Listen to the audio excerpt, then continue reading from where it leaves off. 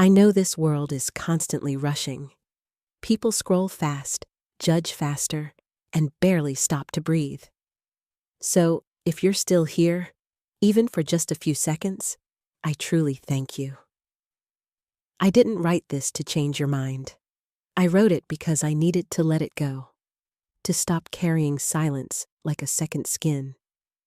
I was called a gold digger in a room full of polished shoes and thin smiles. No one defended me, not even the lawyer, at first. It was the will reading. His will. Held at his daughter's country club lounge, where the wine was expensive and the condolences even more fake. The lawyer stood at the front, Mr. Lawrence, old, stiff, cautious, his voice barely rising above the hum of judgment that pulsed through the room. To my daughter, Melissa, I leave the entirety of the estate, the lakeside property, the business shares, and the retirement account. There was a pause. Melissa smirked, and without turning her head, said loud enough for everyone to hear, "Well, I guess love has limits when the money runs out." Laughter followed, awkward, shallow, cruel.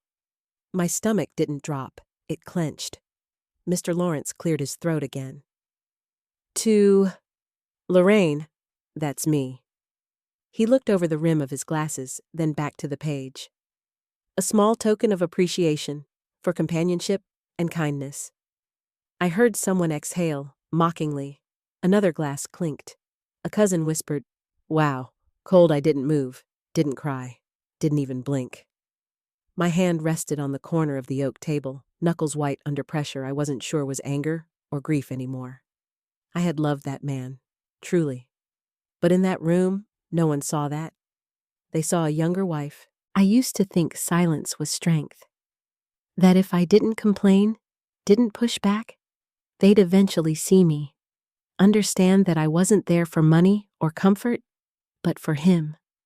But in that family, silence was a signal, a permission slip for them to ignore me entirely. From the very start, I didn't belong. At holidays, they'd hand me gift cards while Melissa received diamond pendants or signed baseballs from her favorite team. Once, I spent weeks knitting a scarf for his mother. She smiled politely, handed it to a housekeeper, and said, "She'll use it." At our wedding, Melissa toasted with a smirk. "To my dad and his second chapter. May it be short and sweet." He squeezed my hand under the table. Said nothing. He always did that. Quiet gestures, never confrontation. I told myself it was enough. But every year, the gap widened. Not just between me and them, but between me and him too. The house had two wings. I slept in his. They visited in the other. One summer, Melissa came for a week. He gave her the master suite. I stayed in the guest room, and when I asked why, he said, "She's used to it. Just let it go, baby." I did. Then there were the sarcasms dressed up as jokes. "You were an art teacher, right? How creative of him." "You must have really inspired him to change his spending habits." Once, I painted a portrait of him for his birthday. Soft lighting, that half smile he wore when watching the evening news. He cried when he saw it. Melissa rolled her eyes and said, "Nice. Like a museum for someone who died." I laughed politely, then folded the canvas and hid it in a box under my bed. But the worst wound wasn't theirs. It was his silence. He never corrected them. After the will reading, I didn't go back to the estate. I drove past it once, windows dark, the shutters already changed from mahogany to stark white. Melissa had wasted no time making it hers, but something inside me buzzed. Not quite anger, not yet grief, just dissonance. Like there was a missing page somewhere in the story. The night before his funeral, his phone vanished. He always kept it near, clipped to his belt like a stubborn habit from the 90s. But when I asked Melissa about it, she blinked and said, "Oh, maybe the nurse took it. He didn't really use it anyway." Not true. He texted me poems some nights. little ones. Still love you. Moon's out, you'd like it. I'm sorry today was hard. Now those words were gone. Then the bank account we shared, the modest one we used for groceries and garden supplies, it had been emptied, every cent withdrawn 2 days before his heart attack. I called the bank. They said, Mr. Abrams transferred the funds in person. But he hadn't left the house in weeks. I remember sitting at the edge of our bed that night, the wood creaking beneath me, staring at his slippers by the closet. And I thought, why would he erase me after everything? The next morning, Rosa stopped by. Rosa had cleaned our house for years. She didn't say much, but always noticed everything. She brought me a small bag of leftover linens. Said she didn't want to throw them away. I thanked her. Almost closed the door. Then she turned. Senora Lorraine, he loved you. Deep, deep love. I looked up. He told me, 3 days before he passed. He said, they're going to try and make her disappear, but I left her a map. A map? I asked where he kept it. She shook her head. I don't know, but check the blue coat. The one he wore when he planted the lemon tree. He said it made him feel alive. That coat had been missing. I assumed it was taken with his other thing. The old branch was 20 minutes away. Quiet, tucked between a bakery and a dusty real estate office. We used to go there on Saturdays, when we still laughed over paper checks and account passwords written on napkins. I hadn't been back in years. The teller looked up as I entered, her eyes scanning my face like it was familiar, but faded. How can I help you? She asked politely.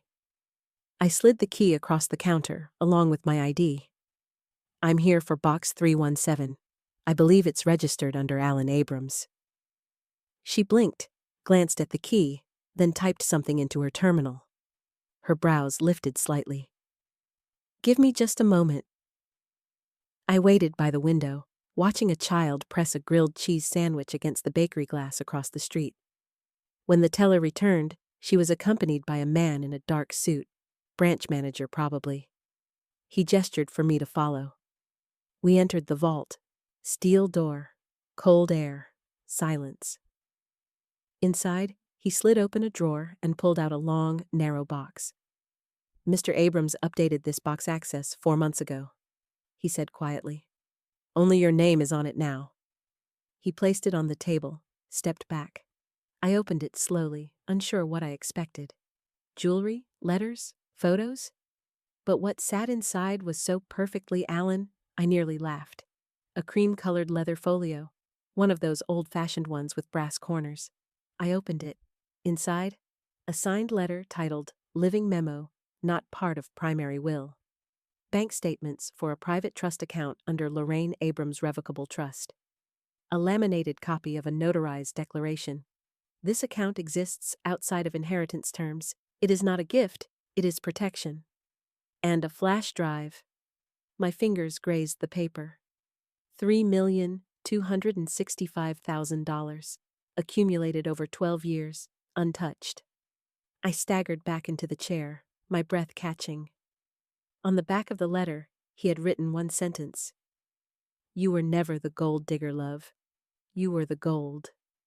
Tears blurred the words, not from pain, from recognition. All those years of being overlooked, silenced, diminished. He had seen me. He had always seen me. I left the bank holding that folio like it was made of glass, because in some ways, it was. Not just money. It was memory, proof. I didn't storm into the estate. I arrived quietly, like a breeze that slips under the door before anyone notices the windows open. Melissa was hosting a post-will brunch, all catered, all curated. She wore pearls and poured mimosas like she was born into royalty. When I stepped onto the porch, the laughter faltered. Her voice was the first to break the stillness. Well, look who decided to stop by. Thought you'd be halfway to the Caymans by now. No one laughed this time. I didn't answer. Just walked in, my heels echoing across the marble, past the painting she had already hung over the fireplace. A gaudy abstract meant to erase everything that came before. But I wasn't here for art. I crossed the room and stopped beneath his old portrait, the one Melissa had tried to replace. I reached up and pressed the bottom left corner of the frame. Click. A hidden panel swung open. Alan's idea, back when we played spy games for fun. From inside, I pulled out the blue folder Rosa had helped me retrieve from the safety box. Thick, sealed, unmistakable. Melissa's face went stiff. She stepped forward. "What do you think you're doing?" I turned to her calmly. "Just showing everyone what your father left behind." The lawyer, Mr. Lawrence, had just arrived. I handed him the documents. He scanned them, his eyes narrowing. "These signatures, these are real." Then I passed him the flash drive. He plugged it into his laptop, and after a moment, Alan's voice filled the room. Calm, clear, unapologetic. "If you're hearing this, it means they tried to erase her. Don't let them." He paused. I could almost see him, sitting in his reading chair, hands folded. "She never asked for money. She never asked for status. She stayed when things were hard. She laughed when my hands trembled. And when I forgot the word for morning, she held me like I still had time."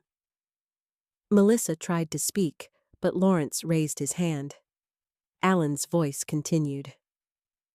"I created a separate trust in her name because I knew the rest of them wouldn't honor what mattered. And if you think that's unfair, you were never paying attention to who she really was." Dead silence. Even the AC hum seemed to hold its breath. I didn't smile, didn't cry. I just stood there. And in that moment, I wasn't the outsider. I was the truth.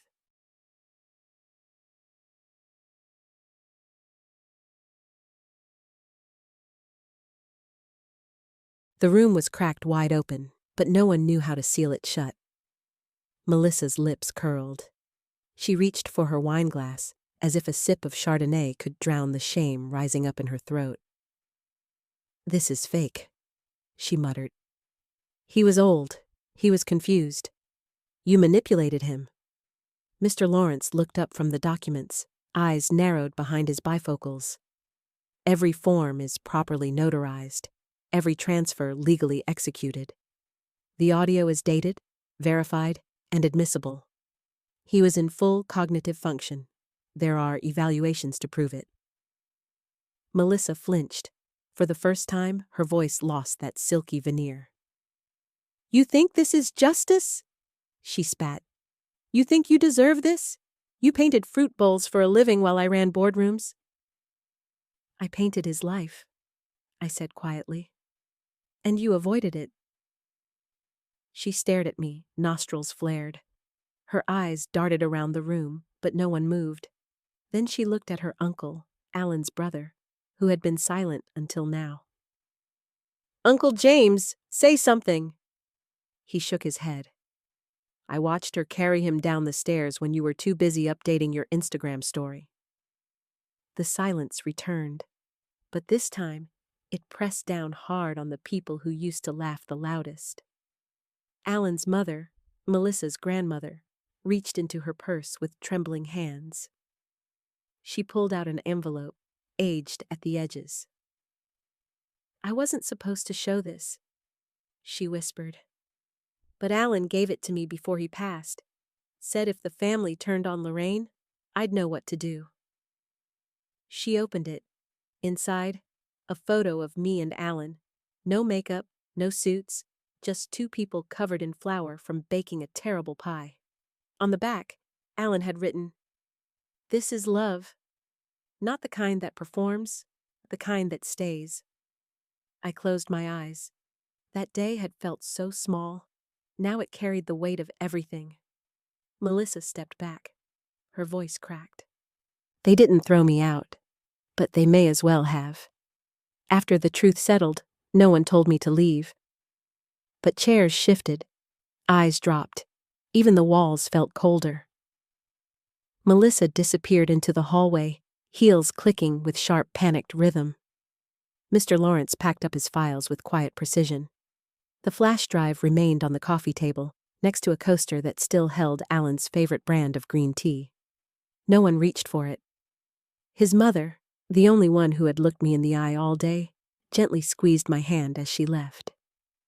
"She was always loud," she whispered. "But you were always present." I watched them go. One by one, no shouting, no apologies, only the sound of polished shoes on marble and the subtle hush of a reputation collapsing. The last to leave was Melissa. She turned before walking out the door. "I hope you enjoy your precious trust fund," she hissed. "You'll still be alone." I didn't answer, because I wasn't. Not really. Alan was gone, yes. But he had left behind something she would never understand. Not wealth, not prestige, but clarity. I walked to the kitchen, where we used to sit on Saturday mornings, him with his crossword, me sketching lemons in my notebook. I placed the trust documents on the table, folded my hands, exhaled, and whispered, "I don't need to be loved out of guilt. I just need to be remembered truthfully." In that moment, I didn't feel like I had won, because this wasn't victory. This was release. I was no longer asking to belong in a place built on conditions. I had found something stronger than approval. Myself. There was no press release, no big announcement, just a quiet shift in the wind. I left the estate that evening without looking back. No packed boxes, no souvenirs, just my purse, the folio, and a scarf Alan once gave me when my studio heater broke. The next morning, I withdrew from the spotlight entirely. No interviews, no lawyers, no drama. Instead, I walked 5 blocks from our old house and rented a dusty storefront next to a laundromat. It smelled like bleach and lemon drops. Perfect. I called it the kind room. Inside, I painted the walls soft moss green, hung up the photo of Alan with flour on his nose, brought in old tables, donated chairs, a bookshelf made from Alan's garage planks. Then I opened the doors to the community. Free art classes for seniors, evening journaling for widows, reading corners for single mothers and their kids. No branding, no fanfare, just space. Space for people who'd been quiet too long. I used part of the trust to fund a small scholarship program. Each envelope came with a handwritten note that began, "Your voice matters. Use it when you're ready." I never signed my name. It wasn't about me anymore. Rosa came by every Friday with fresh flowers. She never said much, but always watered the plants like they were secrets she didn't want to spill. One afternoon, I found a child drawing a golden tree on the window. I asked what it was. He said, "It's what grows when you don't lie." That night, I lit a candle beside Alan's picture. I whispered, "The days passed slowly now." Not because time dragged, but because I was finally watching it. I noticed things I used to overlook. The way sunlight filtered through chipped glass. The way kids laughed from their bellies when no one was watching. The way silence didn't always mean loneliness. Sometimes it meant peace.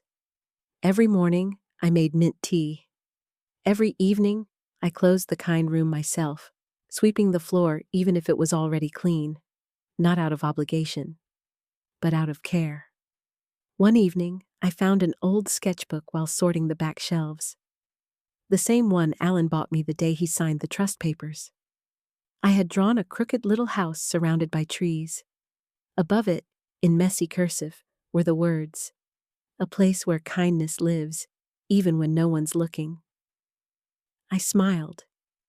Back then, it was a dream. Now it was real. Rosa's granddaughter started coming to paint on Sundays. One afternoon, she showed me a canvas of 2 figures sitting under a lemon tree. One looked like me. The other, a man with graying hair and eyes that sparkled through brushstrokes. She tapped it and said, "That's the man you miss." I nodded. Didn't need to explain. She already understood. The trust account still sat untouched, save for the center's needs. I didn't buy a bigger house, didn't book a trip to Santorini, didn't glow up for Instagram. I just lived. Sometimes I walked to the hill behind the estate, what used to be Alan's favorite picnic spot. I'd sit on the old bench, listen to the breeze, and let it move through me. Not chasing anything, not proving anything, just being. And every time I stood to leave, I'd whisper, "You didn't leave me gold. You left me a mirror."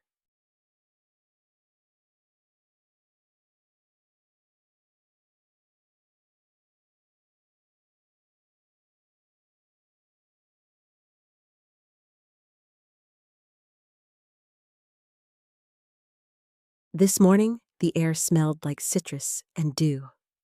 I opened the kind room early, sunlight spilling across the wooden floor like a soft invitation. There was no grand event planned, no speech to give, but everything felt different, still, complete. I made tea the way Alan liked it, 2 mint leaves, 1 sugar cube, poured it into a chipped mug that used to live on our old nightstand. Then I walked outside. The mural we painted last fall had faded slightly, but you could still read the words along the bottom. Some people leave behind fortune. Others leave behind freedom. Children were laughing inside, paintbrushes tapping glass jars, Rosa humming softly as she organized supplies. I stepped out to the sidewalk, let the sun warm my face, and for a brief moment, I saw Alan, not in the flesh, but in the breeze that rustled the trees, in the sound of joy that drifted through open windows, in the absence of heaviness. I whispered, "Thank you for not giving me what they thought I wanted, but what I truly needed. No medals, no thrones, just space, to build, to be, to begin again. If you've listened this far, thank you, not just for your time, but for carrying quiet stories with gentle hands. And if this story reminded you of something you lost, or something you're still waiting for, may you remember, you don't need everyone to understand you. You only need one person to believe you, even if that person is yourself. So if you feel it, leave a soft trace, a breath of acknowledgement, a quiet